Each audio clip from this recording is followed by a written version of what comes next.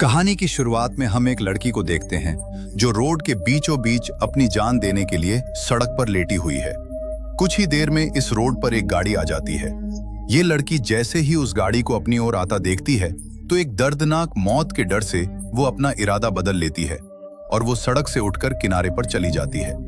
तब वो गाड़ी वाला इंसान भी इस लड़की की मदद के लिए नहीं रुकता। वो इसे नजरअंदाज करके आगे निकल जाता है, जैसे उसने कुछ देखा ही नहीं हो। इस लड़की का नाम लीसा है। लीसा की जिंदगी बिल्कुल भी ठीक नहीं चल रही। दरअसल आज लीसा की बेटी का जन्मदिन है, लेकिन अब उसकी बेटी इस दुनिया में नहीं रही। तब हम देखते हैं कि जो गाड़ी कुछ देर पहले लीसा को इग्नोर करके आगे निकल गई थी, उसे अपनी गलती का एहसास होता है। इसलिए वो आदमी अपनी गाड़ी रिवर्स करके लीसा के पास आता है। गाड़ी के अंदर बैठा एडमम नाम का आदमी लीसा से पूछता है, क्या तुम ठीक हो? जिस पर लीसा जवाब देती है, हाँ मैं ठीक हूँ, मुझे कुछ नहीं हुआ। इस पर उस आदमी ने लीसा को बताया कि इस सुनसान इलाके से शहर काफी दूर है, इसलिए अगर तुम चाहो तो मैं तुम्हें शहर तक लिफ्ट दे सकता हूँ। लीसा मान जाती है और फौरन उसकी गाड़ी में बैठ जाती है। सफर के दौरान एडमम लीसा से पूछता है कि तुम अकेली इस सुनसान जगह में क्या कर रही थी? लीसा ने एडमम को बताया कि आज मेरी बेटी का जन्मदिन है, जिस वजह से वो आज मुझे बहुत याद आ रही है। पर बदकिस्मती से वो अब इस दुनिया में नहीं रही और अब मैं बिल्कुल अकेली हूँ। कोई भी ऐसा नहीं है इस दुनिया में जिससे मैं अपना कह सकूं। लीसा की यह बात सुनकर एडमम कहता है, अच्छा, इस वजह से तुम रास्ते के बीचों बीच मरने के लिए लेटी हुई थी। जवाब में लीसा ने कहा, मैं मरना नहीं चाहती, बस एक बार किसी तरह से अपनी बेटी से मिलना चाहती हूँ। तभी लीजा कार का रेडियो ऑन कर लेती है। रेडियो पर एक न्यूज़ चल रही होती है। रिपोर्टर बताता है कि जंगल में एक सीरियल किलर घूम रहा है और आज सुबह इस किलर ने 2 और लड़कियों को मार दिया है।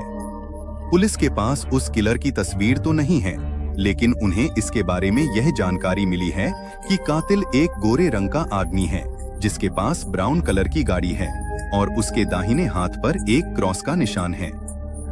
यह खबर सुनकर लीसा के पैरों तले जमीन खिसक जाती है, क्योंकि रिपोर्टर रेडियो पर जिस कातिल का हुलिया बता रहा था वो कोई और नहीं बल्कि एडमम ही था।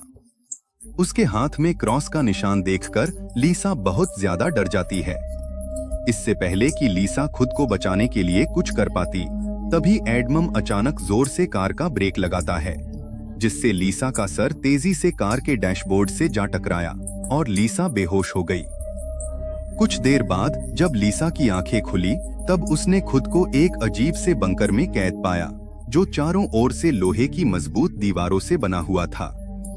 लीसा खुद को इस बंद जगह में कैद पाकर बहुत ज्यादा घबरा जाती है और मदद के लिए चिल्लाने लगती है, लेकिन उसकी मदद करने कोई नहीं आया। हम देखते हैं कि लीसा को एक अलग तरह का सूट पहनाया गया है और उसके हाथ में एक घड़ी भी पहनाई गई है। लीसा उस घड़ी को निकालने की बहुत कोशिश करती है, लेकिन वो घड़ी इतनी मजबूत थी कि काफी कोशिश के बाद भी वो उसके हाथ से नहीं निकलती। आखिर में जब उसे रियलाइज होता है कि इस जगह से निकलना इम्पॉसिबल है, तो वह थक हार कर एक जगह में बैठकर रोने लग जाती है। तभी अचानक उस चेंबर का दरवाजा खुला। लीसा ने देखा कि दरवाजे के दूसरी ओर एक सुरंग है। उस सुरंग के एंड से रोशनी नजर आ रही थी। लीसा को समझ आया कि अगर इस जगह से बाहर निकलना है तो इस सुरंग से होकर निकलना पड़ेगा। लीसा खुश हो जाती है कि उसे बाहर निकलने का रास्ता मिल गया है। लेकिन जैसे ही वह सुरंग के अंदर चली गई, तभी अचानक उसके पीछे उस चेंबर का दरवाजा अपने आप बंद हो गया। यह देखकर लीसा की सांस रुक गई और अब उसे समझ आया कि वो पहले से भी ज्यादा खतरनाक जगह में फंस गई है। तभी अचानक लीसा के हाथ में बंधे ब्रेसलेट में अलार्म बजने लगा और 11 मिनट का टाइमर सेट हुआ। यह देखकर लीसा समझ गई कि मुझे 11 मिनट में यहाँ से निकलना होगा, नहीं तो मैं हमेशा के लिए यहाँ पर बंद रह जाऊंगी। इसीलिए लीसा अपने हाथों और पैरों के बल रेंगती हुई जल्दी से उस रोशनी की तरफ बढ़ने लगी। लेकिन जैसे ही वह उस रोशनी के करीब होती जा रही थी, तभी अचानक उस सुरंग का आगे का दरवाजा धीरे धीरे बंद होने लगा। यह देखकर लिसा और तेजी से आगे बढ़ने लगी, लेकिन जब वो उस दरवाजे के पास पहुंची तो वो दरवाजा पूरी तरह से बंद हो चुका था। लिसा को कुछ समझ नहीं आ रहा था कि अब यहाँ से कैसे निकला जाए। वो चीख चीख कर रोने लगी। ये अलार्म बता रहा था कि आधा समय बीत चुका है और अब उसके पास सिर्फ 5 मिनट बाकी है। इसीलिए वो अब फिर से आगे बढ़ने लगी। जहां उसे थोड़ी दूर जाते ही रास्ते में कोई इंसान लेटा हुआ दिखाई दिया। लिसा जब उसके करीब आई तो उसने देखा कि वो कोई जिंदा इंसान नहीं बल्कि एक जली हुई डेड बॉडी है जिसकी हालत बहुत खराब है। उस लाश के हाथ पर भी वैसी ही घड़ी बंधी हुई थी जैसी लिसा के हाथों पर बंधी थी। लिसा को समझ आ गया कि ये इंसान भी मेरी तरह इस सुरंग से निकलने की कोशिश कर रहा था, लेकिन वो यहां से निकलने में कामयाब नहीं हो सका और मारा गया। मतलब यहां से निकलना इम्पॉसिबल है। इस डेड बॉडी को देखकर लिसा की यहां से निकलने की बची खुची उम्मीद भी टूट गई, लेकिन उसने किसी तरह हिम्मत जुटाई और इस डेड बॉडी को साइड पर करके आगे बढ़ने लगी। जब वो घड़ी की तरफ देखती है तो उसके पास सिर्फ 2 मिनट का टाइम बचा हुआ था, इसीलिए वो और तेजी से आगे बढ़ने लगी। तभी अचानक एक मजबूत लोहे की सलाखों ने आकर उसका रास्ता रोक दिया। साथ ही उस सुरंग की दीवारों में से ढेर सारे हीटिंग पाइप निकलकर बाहर आने लगे और उस जगह को गर्म करने लगे। ये देख लिसा पूरी तरह से घबरा गई। वो समझ गई कि जल्द ही उसकी भी लाश उस जले हुए इंसान की तरह इस सुरंग में पड़ी होगी। उसे आगे क्या करना है कुछ समझ नहीं आ रहा था। तभी उसके पीछे दीवार का एक छोटा सा सेक्शन खुल गया, जिसे देख लिसा पीछे की तरफ रेंगती हुई उसके अंदर घुस गई। अगले ही पल एक कांच के दरवाजे ने इस सेक्शन को पूरी तरह से बंद कर दिया। जैसे ही लिसा के हाथ में बंधी घड़ी में टाइमर 0 पर पहुंचा, तभी उन हीटिंग पाइप से आग फुवारे की तरह निकलने लगी और देखते ही देखते वो पूरी सुरंग आग की लपटों में डूब गई। लिसा जिस सेक्शन में बंद थी वह पूरी तरह से सिक्योर था, जिस वजह से उसकी जान बच गई। कुछ देर बाद वो हीटिंग पाइप्स वापस दीवार में चली गई। लिसा जिस सेक्शन में बंद थी उस चेंबर का दरवाजा खुल गया। लिसा ने जो कुछ अभी अपनी आंखों के सामने देखा, उस वजह से लिसा उस सेक्शन से बाहर नहीं निकलना चाहती थी, पर उस सेक्शन की दीवार लिसा को बाहर धकेल देती है और पहले की तरह अपने आप सुरंग से जुड़ गई।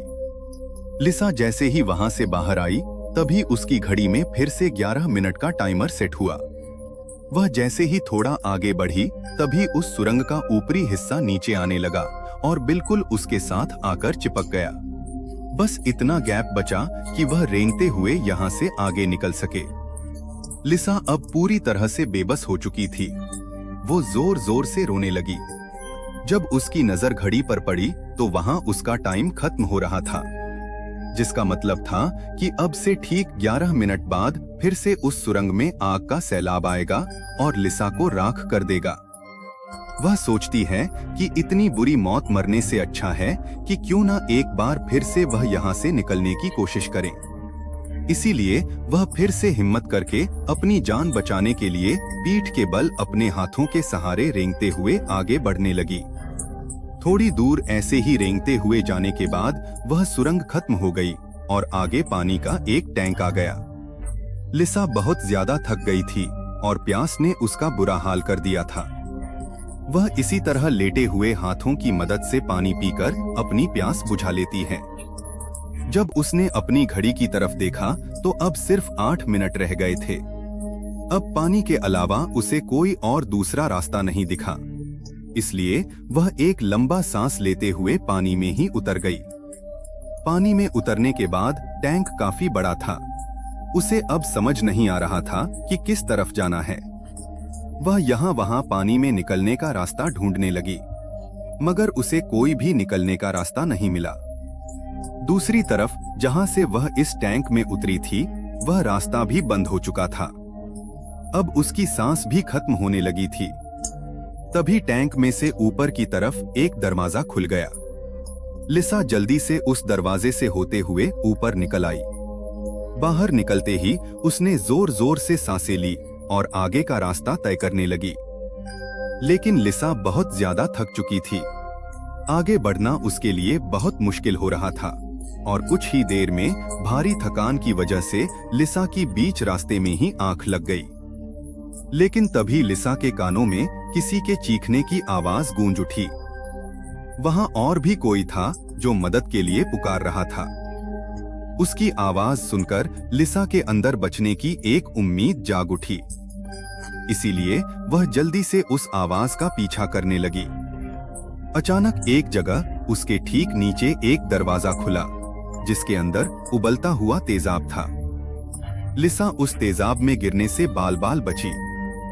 वो तेजाब इतना खतरनाक था कि एक मजबूत लोहे को भी कुछ सेकंड में पिघला देता। लिसा जल्दी से अपने कपड़े का एक टुकड़ा काटती है और उसे टेस्ट करने के लिए तेजाब में डुबोती है।